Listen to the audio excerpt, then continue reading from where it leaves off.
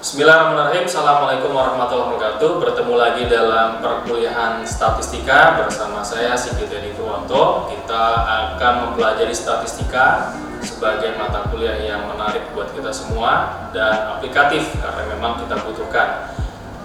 Kita langsung saja saksikan video berikut ini.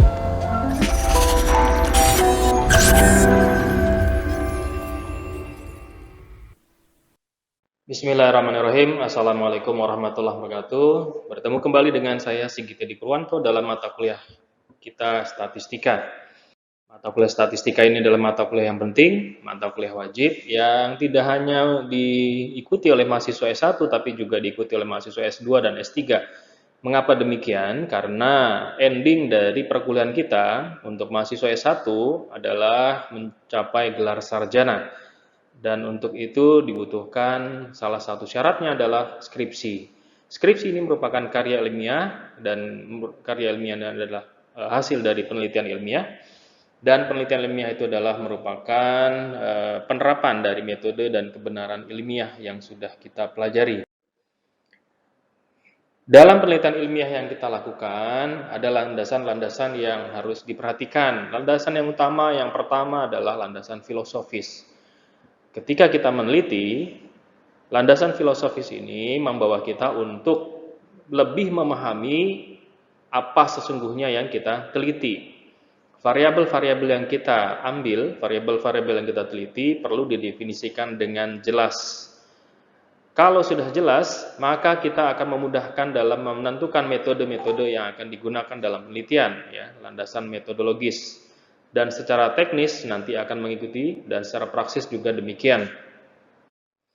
Di mana letak statistika? Letak statistika adalah ketika dalam kegiatan penelitian ilmiah, statistika itu adalah membuktikan, ya, membantu membuktikan hipotesis, ya, membuktikan hipotesis.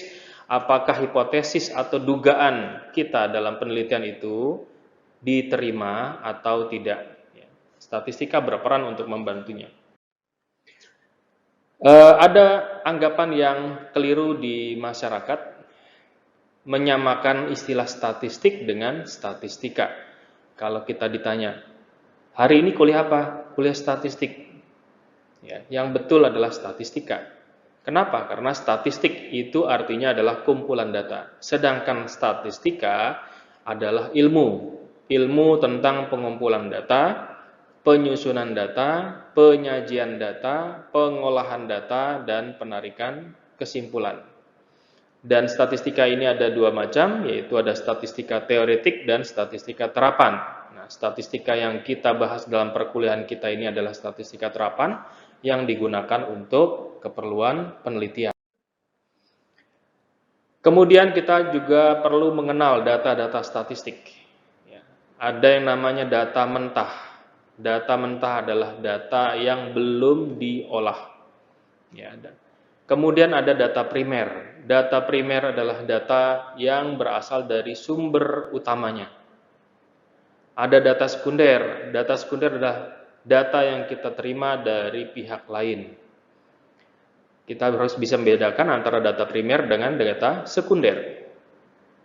Seandainya seorang peneliti, ya, melakukan penelitian, mengambil katakanlah di suatu sekolah, di kelas tertentu, ya, dia membuat instrumennya, kemudian dia ambil datanya, kemudian dari data itu diolah, maka data itu adalah data primer.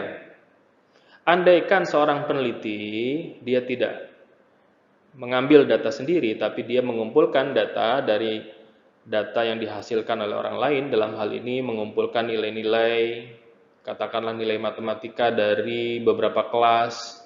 Di beberapa kelas tersebut gurunya bukan peneliti itu sendiri, maka data yang diterima adalah data sekunder. Kemudian ada lagi data intern dan data ekstern. Data intern adalah data yang diambil di mana peneliti terlibat langsung di dalamnya. Sedangkan data ekstern adalah data yang diambil di mana peneliti tidak termasuk bagian data yang diambil. Jadi kalau data intern itu seandainya misalnya ada peneliti ingin melihat atau memotret kehidupan anak jalanan. Kalau dia mengedepankan data ekstern, maka dia hanya memanggil atau meminta anak jalanan beberapa orang untuk kemudian diwawancara. Tentu saja akurasinya dipertanyakan. Karena belum tentu juga anak jalanan itu ingin atau bersedia untuk ditanya atau bersedia untuk memberikan jawaban sesuai keinginan dari peneliti. Namun demikian, kalau ada peneliti yang mempunyai kemampuan untuk menjadi atau berpura-pura atau berperan sebagai anak jalanan, kemudian berbaur dengan kehidupan anak jalanan, kemudian tanpa bertanya, dia sendiri yang mengalami, dia sendiri yang kemudian mencatat aktivitas anak jalanan, maka datanya akan lebih akurat dibandingkan dia hanya sekedar bertanya. Itulah data intern. Contoh data intern. Berikutnya data kuantitatif. Ada data kuantitatif dan nanti juga ada data kualitatif. Data kuantitatif itu yang pertama adalah data kontinum, rasio, interval, gitu. Kemudian yang kedua data diskrit. Data diskrit ini ada data nominal, frekuensi. Kemudian ada data ordinal, peringkat. Kemudian ada data dikotomi. Data dikotomi ada data murni, ada data buatan. Berikutnya, statistika juga dikenal di mata kuliah. Statistika ini dikenal juga dengan istilah lain yaitu namanya teknik analisis data. Teknik analisis data ini ada dua macam, yaitu analisis deskriptif dan analisis inferensial. Analisis deskriptif itu terbagi dari tiga hal: penyajian data, ukuran sentral, dan ukuran penyebaran. Sedangkan analisis inferensial ada uji kesamaan dan uji hubungan. Bagi mahasiswa yang mengambil penelitian kualitatif, biasanya teknik analisis data yang digunakan adalah analisis deskriptif saja. Sedangkan mahasiswa yang melakukan penelitian kuantitatif, teknik analisis datanya selain analisis deskriptif juga analisis inferensial. Penyajian data nanti kita akan pelajari lebih lanjut di pertemuan berikutnya. Ini sebagai pengantar saja. Penyajian data itu ada yang dengan daftar tunggal, daftar kontingensi, daftar distribusi frekuensi, kemudian dengan gambar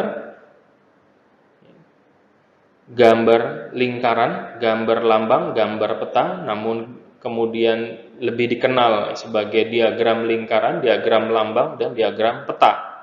Sebenarnya bentuknya adalah gambar. Kemudian dengan grafik, dikenal dengan diagram batang, diagram garis, diagram pencar. Kemudian dengan cara lain yaitu histogram, poligon, dan ozaif.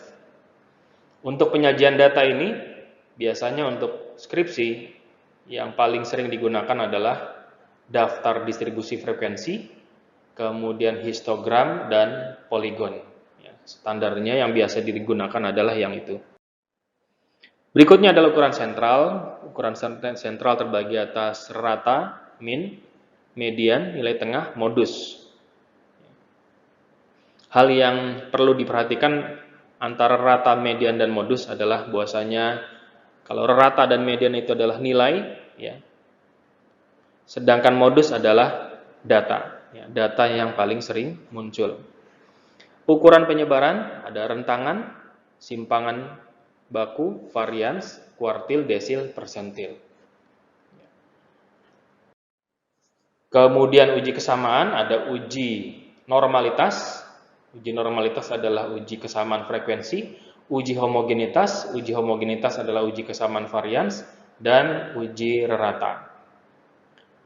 Uji normalitas ada uji C kuadrat, uji Lilliefors, uji Kolmogorov-Smirnov, kemudian uji homogenitas, uji F paling sering dipakai, karena kalau skripsi itu biasanya kelompoknya hanya 2 saja yang dibandingkan, sehingga hanya menggunakan uji F.